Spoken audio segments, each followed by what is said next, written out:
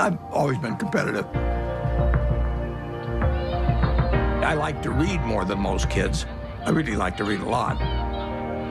My Aunt Edie gave me a copy of the World Almanac, and that was heaven to me. And I can still tell you that the almost population was 214,006 in 1930. Some numbers just kind of stick with you.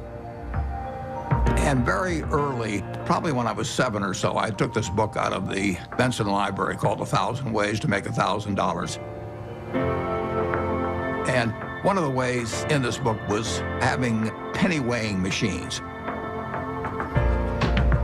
And I sat and calculated how much it would cost to buy the first weighing machine and then how long it would take for the profit for that one to buy another one. And I would sit there and create these compound interest tables to figure out how long it would take me to have a weighing machine for every person in the world.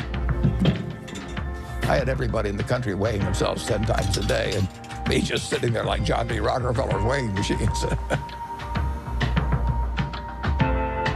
The allowance when I was a little boy was a nickel a week, but I liked the idea of having a little more than a nickel a week to work with, and I went into business very early. I started selling Coca-Cola door to door. I sold gum door to door, or sold Saturday Evening Post, Liberty Magazine, Ladies Home Journal, you name it. I think I enjoyed the game almost right from the start. But I like being my own boss. That's one thing I liked about delivering papers. I could arrange the route I wanted. Nobody was bothering me at 5 or 6 in the morning.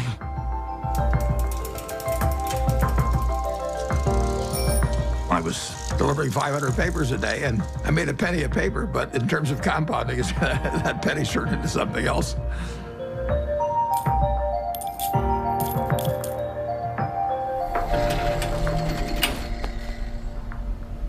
Einstein is reputed to have said that compound interest is the 8th wonder of the world or something like that. And it goes back to that story you probably learned when you were in grade school where somebody did something for the king, and the king said, "What can I do for you?" And he said, "Well, let's take a chessboard and put 1 kernel of wheat on the first square and then double it on the second and double it on the third." And the king readily agreed to it, and by the time he figured out what 2 to the 64th amounted to, he was giving away the entire kingdom. So it's a pretty simple concept, but over time, it accomplishes extraordinary things.